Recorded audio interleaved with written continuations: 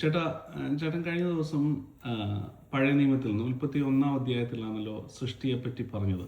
അതെ. അപ്പം എൻ്റെ മനസ്സിലൊരു ചോദ്യം ഉയർന്നത്, പുതിയ നിയമത്തിൽ ഇതുമായിട്ട് എന്തെങ്കിലും ബന്ധമുണ്ടോ? ഈ സൃഷ്ടിയുമായിട്ട് എന്തെങ്കിലും എക്സ്പ്ലെയിൻ ചെയ്തിട്ടുണ്ടോ? തീർച്ചയായിട്ടും അനേക ഭാഗങ്ങളിൽ അത് പറഞ്ഞിട്ടുണ്ട്.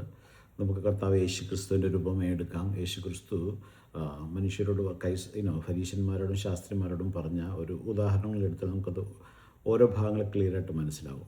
ഉദാഹരണത്തിന് ആത്മാവിൻ്റെ കാര്യം നമ്മൾ എടുക്കുകയാണെങ്കിൽ, ആത്മമനുഷ്യനാണല്ലോ ദൈവത്തിൻ്റെ സ്വരൂപത്തിലും സാദൃശ്യത്തിലും സൃഷ്ടിക്കപ്പെട്ടു എന്ന് ഞാൻ പറഞ്ഞത്.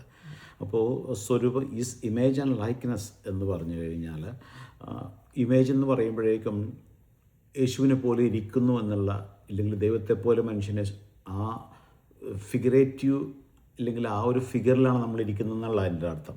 അത് means it has the same nature. നമുക്ക് ദൈവത്തിൻ്റെ അതേ സ്വഭാവം മനുഷ്യൻ്റെ ആത്മമനുഷ്യനിലുണ്ട്. അപ്പോൾ ലൈക്ക്നെസ് എന്ന് പറയുമ്പോഴും അർത്ഥം എന്ന് പറഞ്ഞു കഴിഞ്ഞാൽ it means we can function like God. അപ്പോൾ ദൈവത്തിൻ്റെ സെയിം ക്യാരക്ടർ, സെയിം നേച്ചറിൽ ഫങ്ഷൻ ചെയ്യാനുള്ള എബിലിറ്റി ദൈവം ഇട്ടിരിക്കുന്നത് നമ്മുടെ ആത്മമനുഷ്യനിൽ. അതേസമയം നമ്മുടെ പ്രാണനിലും നമ്മുടെ ശരീരത്തിലൂടെ നമുക്കത് പ്രതിഫലിപ്പിക്കാൻ പറ്റത്തില്ല. പക്ഷേ ആത്മമനുഷ്യൻ ദൈവത്തിൻ്റെ സ്വരൂപത്തിലും സാദൃശ്യത്തിലും ആയതുകൊണ്ട് we have the ability to function like God and we have the same nature and character like God in our spirit. അത് മറന്നു പോരുത്, നമ്മുടെ ആത്മാവിൽ. ഇപ്പോൾ യേശുക്രിസ്തു ഭൂമിയിൽ വന്നപ്പോഴേക്കും എബ്രായലേഖനത്തിലൊരു വാക്യമുണ്ട്, 3-ാം വാക്യമാണ്. പക്ഷേ എബ്രായലേഖനം 1-ാം അധ്യായത്തിൻ്റെ 1, 2, 3 വാക്യങ്ങൾ നമ്മൾ വായിച്ചാൽ നമുക്കത് അവിടെ കാണാൻ പറ്റും. ദൈവം പണ്ട് ഭാഗമായിട്ടും വിവിധമായിട്ടും പ്രവാചകന്മാർ മുഖാന്തരം പിതാക്കന്മാരോട് അരുളി ചെയ്തിട്ട് ഈ അന്ത്യകാലത്ത് പുത്രൻ മുഖാന്തരം നമ്മോട് അരുളി ചെയ്തിരിക്കുന്നു. അവനെ താൻ സകലത്തിനും അവകാശിയാക്കി വെച്ചു. അവൻ മുഖാന്തരം ലോകത്തെയും ഉണ്ടാക്കി. അവൻ അവൻ്റെ തേജസ്സിൻ്റെ പ്രഭയും തത്വത്തിൻ്റെ മുദ്രയും. തേജസ്സിൻ്റെ പ്രഭയും തത്വത്തിൻ്റെ മുദ്രയും, the image, the likeness of God. അപ്പോൾ യേശു ക്രിസ്തു റെപ്രസെൻ്റ് ചെയ്തത് ദൈവത്തിൻ്റെ എക്സാക്റ്റ് ക്യാരക്ടറും എക്സാക്റ്റ് നേച്ചറും ആണ് റെപ്രസെൻ്റ് ചെയ്തത്. മനസ്സിലായോ? A person who has his character and same nature. അപ്പോൾ യേശുവിനെ കാണുമ്പോൾ, അതുകൊണ്ട് യേശു സുവിശേഷങ്ങളൊക്കെ വായിക്കുമ്പോൾ എന്നെ കണ്ടവൻ പിതാവിനെ കണ്ടിരിക്കുന്നു ഫിലിപ്പോസിനോട് പറയുന്നു, എന്നെ കണ്ടവൻ. സോ ദൈവം എങ്ങനെ, ദൈവത്തെ ആരോടും നാളും കണ്ടിട്ടില്ല. സോ യേശു ക്രിസ്തു ആണ് ദൈവത്തെ റെപ്രസെൻ്റ് ചെയ്ത് നമുക്ക് കാണിച്ചു തരുന്നത്. അതുകൊണ്ടാണ് യേശു അങ്ങനെ പറഞ്ഞത്, എന്നെ കണ്ടവൻ പിതാവിനെ കണ്ടിരിക്കുന്നു. So is the exact nature and character of God. Yeshu Kristu അവനിൽ ദേഹരൂപമായി വസിച്ചിരിക്കുന്നു. ദൈവത്തിൻ്റെ കൊലോസ്യലേഖനത്തിൽ ആ വാക്യമുണ്ട്, അവനിൽ ദൈവത്തിൻ്റെ സർവ്വസമ്പന്നതയും ദേഹരൂപമായി വസിച്ചിരിക്കുന്നു, ഇൻ ഹിസ് ഫ്ലെഷ്, ജീസസിലെ. പക്ഷെ അതുപോലെ തന്നെയാണ് യേശു. ഒരു ഉദാഹരണം മർക്കോസിൻ്റെ സുവിശേഷത്തിലും ലൂക്കോസിലും ഒക്കെ ആ ഭാഗങ്ങളുണ്ട്. നമുക്കതൊന്ന് വായിച്ചാൽ നമുക്കത് മനസ്സിലാവും. മർക്കോസിൻ്റെ സുവിശേഷം 12-ാം അധ്യായത്തിൽ ആ ഉദാഹരണം നമുക്ക് കാണാൻ പറ്റും. അത് വേണമെങ്കിൽ അത് വായിച്ചാൽ കുറച്ചും കൂടി നമുക്ക് അതിനെക്കുറിച്ചൊരു ഐഡിയ കിട്ടും. അതൊന്ന് വായിക്കാമോ? 1 മുതലുള്ള വാക്യങ്ങൾ. മർക്കോസിൻ്റെ സുവിശേഷം 12-ാം അധ്യായത്തിൻ്റെ 1 മുതലുള്ള വാക്യം. പിന്നെ അവൻ ഉപമകളാൽ അവരോട് പറഞ്ഞു തുടങ്ങിയത്, ഒരു മനുഷ്യൻ ഒരു മുന്തിരിത്തോട്ടം നട്ടുണ്ടാക്കി ചുറ്റും വേലി കെട്ടി ചക്കും കുഴിച്ച് നാട്ടി ഗോപുരവും പണിതു. അതല്ല, മർക്കോസിൻ്റെ സുവിശേഷം, സോറി ഞാൻ പറഞ്ഞത് തെറ്റിപ്പോയി. മാർക്കോസ് 12:13. 13 മുതൽ. അനന്തരം അവനെ വാക്കൽ കൊടുക്കുവാൻ വേണ്ടി അവർ പരീശന്മാരിലും ഹെരോദ്യരിലും ചിലരെ അവന്റെ അടുക്കൽ അയച്ചു. അപ്പോൾ അവർ വന്നിരിക്കുന്നത് യേശുവിനെ വാക്കിൽ കൊടുക്കുവാൻ. പരീശന്മാരിലും ഹെരോദ കുറച്ച് പേര് യേശുവിൻ്റെ അടുക്കൽ വന്ന് ചില ചോദ്യങ്ങൾ ചോദിക്കാം. വായിച്ചാട്ടെ പ്ലീസ്. അവർ വന്ന്, ഗുരു, നീ മനുഷ്യരുടെ മുഖം നോക്കാതെ ദൈവത്തിന്റെ വഴി നേരായി പഠിപ്പിക്കുന്നത് കൊണ്ട് നീ സത്യവാനും ആരെയും ഗണ്യമാക്കാത്തവനും എന്ന് ഞങ്ങൾ അറിയുന്നു. കൈസർക്ക് കരം കൊടുക്കുന്നത് വിഹിതമോ അല്ലയോ? ഞങ്ങൾ കൊടുക്കുകയോ കൊടുക്കാതിരിക്കുകയോ വേണ്ടത് എന്ന് അവനോട് ചോദിച്ചു.